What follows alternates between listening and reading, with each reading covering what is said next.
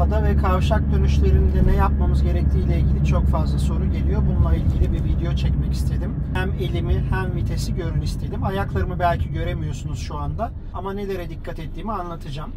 Biraz yukarıda, şu ışıkları geçtikten sonra az yukarıda bir ada var. O adada U dönüşü yapacağız. Yani geri döneceğiz. Orada ne yaptığıma dikkat edin lütfen. Şu an vitesimi 2'ye aldım ve hızlanıyorum. Biraz daha hızlandım. Vitesi 3'e aldım.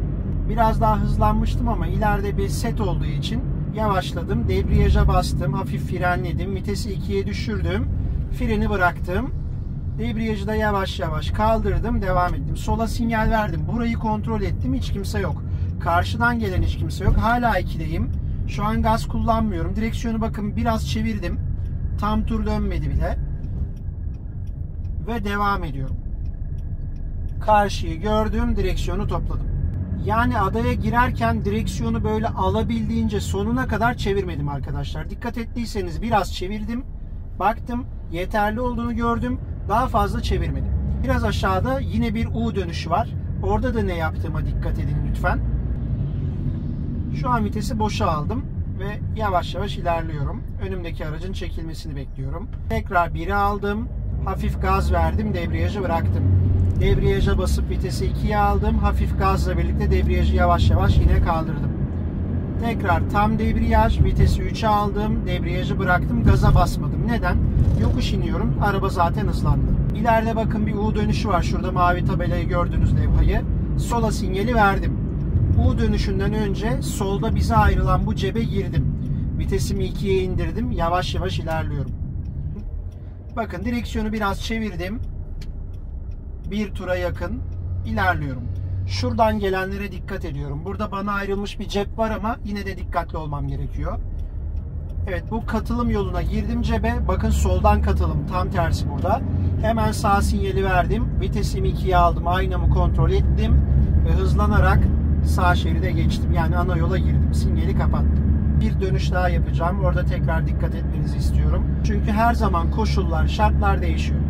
Hızlanıyorum. Debriyaja bastım. Vitesi 3'e aldım. Hızlanmaya devam ediyorum. Yine bir set var. Bakın şu levha seti gösteriyor. Debriyaj, fren yaptım. Hızım yeterince düştü. Vitesi 2'ye aldım. Sola sinyal verdim. Solu kontrol ettim. Karşıyı kontrol ettim. Ayağım hala debriyajda. Şimdi yarı kavrama yaptım. Direksiyonu bir turdan biraz az çevirdim. Aynanın altından da şöyle göstereyim. Kaldırma deyip değmediğine bakıyorum. Sizin için hala dönmeye devam ediyorum. Normalde tamamlamıştım dönüşü. Hem aynamın altına bakıyorum, hem karşıya bakıyorum, hem sağa bakıyorum. Yani bir yere odaklanıp bakmıyorum. Benim sol aynam, aynamın çerçevesi yani. Ortadaki kaldırıma dokunuyorsa sıkıntı yok. Ortadaki kaldırımın çok üzerine çıkıyorsa kaldırıma çok yaklaştım demektir. Yani aynanızın ucu kaldırıma dokunarak dönmeye devam edebilirsiniz arkadaşlar. Tekrar buradan gelen var mı baktım. Sinyalimi kapattım. Artık normal devam ediyorum. Orada verdiğim ipucunu umarım anlatabilmişimdir arkadaşlar. Aynaya bakarak gitmekten bahsetmiyorum. Zaten adayı dönerken çapraz bir şekilde sol tarafı kontrol ediyorsunuz. O sıra gözünüzün ucuyla sol ayna çerçevenizin altına bakın. Aynanızın ucu kaldırıma dokunuyorsa eğer güvendesiniz. Kaldırımın çok üstüne çıkartmışsanız dikkat edin, lastikleriniz kaldırıma değebilir, risk yaşayabilirsiniz. Kaldırımla aynamız arası çok açıksa da şeritten uzak, kaldırımdan uzak gidiyoruz demektir. Buna da dikkat edin arkadaşlar. Yani aynanızla kaldırım böyle dirsek temasında olsun. O zaman çok güzel bir ada dönüşü yapabilirsiniz. Hem adaya çıkma riskini ortadan kaldırırsınız, hem de adaya yakın bir dönüş yaparsınız. Bakın tekrar vitesimi 2'ye indirdim. Debriyaj, frenle ilerliyorum. Debriyajı bırakmadım. Şimdi yavaş yavaş debriyajı kavramaya aldım. Karşıdan gelenleri kontrol ediyorum. Çok yavaş çıkıyorum bana ayrılan cepte. Cepte çıktım. Hemen aynayı kontrol. Sağ sinyal. Hızlandım. Zaten vitesim 2'deydi. Devam ediyorum. Dikkat ediyorsanız direksiyonu hiç aşırı derece çevirmiyorum. Ne kadar gerekiyorsa o kadar çeviriyorum. Yukarıdaki adada bir U dönüşü daha yapacağım ve videoyu sonlandıracağım arkadaşlar. Tekrardan dikkatlice seyretmenizi öneriyorum. Vitesi boşa aldım. Debriyajı bıraktım. Ayağım frende bekliyorum. Kırmızı ışık uzun süre yanıyorsa vitesi boşa alıyorum. Tekrar vitesi 1'e aldım. Önümdeki araçların kalkmasını bekliyorum.